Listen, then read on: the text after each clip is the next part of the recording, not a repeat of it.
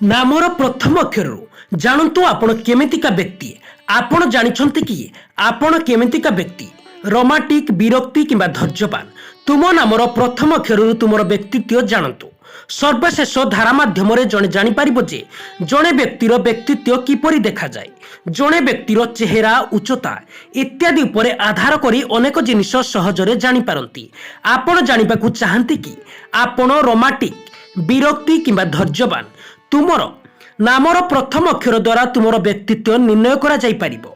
ए अक्षर नाम आरंभ होउथिबा व्यक्ति माने उद्देश्यमूलक साहसी आत्मविश्वासी एवं निष्ठावान एमाने सबु जिनिस रे भावी चिंती काम करती। एही अक्षर लोक माने निजर इच्छा अनुसार सबु किछि करती। रोमांटिक संपर्क को नहीं एमाने सरल होई जानती। बी अक्षर रो आरंभ होउथिबा व्यक्ति माने सरल व्यक्ति एमाने निज भावना को नियंत्रण करने को चाहती। जीवन में जहाँ आसे एमाने स्वेच्छारे ग्रहण करती। विलासपूर्ण भाव में बंचती। एमाने अन्यमानक द्वारा काम करने को पसंद करती नहीं।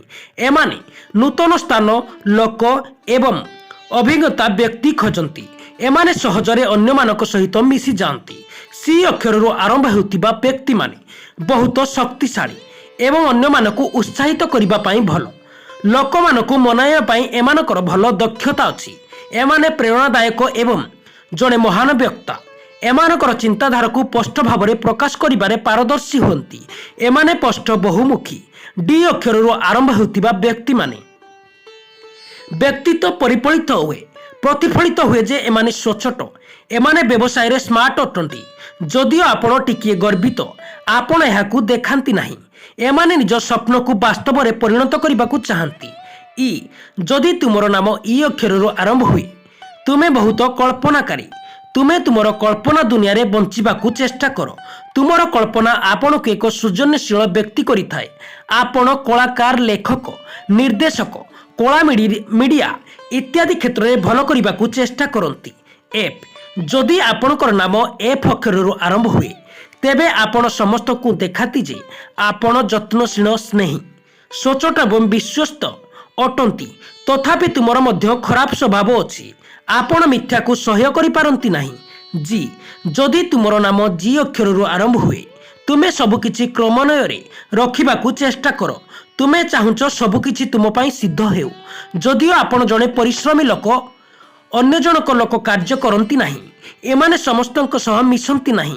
एच जदि तुमर नाम एच अक्षर आरंभ हुए तुमे एक दाता समस्त को साहाय्य करने एमानकर इच्छा थाए।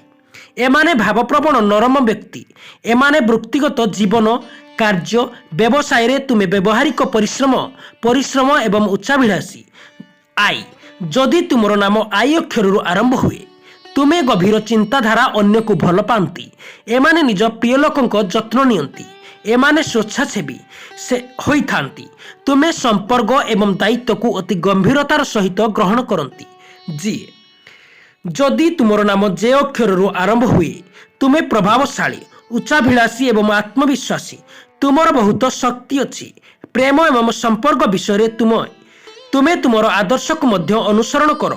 आपण जीवन एवं कार्य आह्वान को भल पाती। एमाने नूतन पद्धति उपाय एवं असाधारण कार्य करिबा पई प्रतिबद्ध था।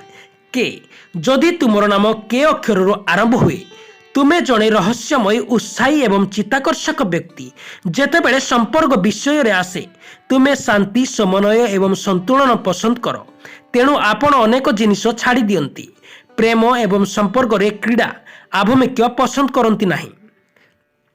एल एल जदि आपणकर नाम एल अक्षर आरंभ हुए तेबे आपण निज उद्यम रे जीवन बंचिबाकू पसंद करती।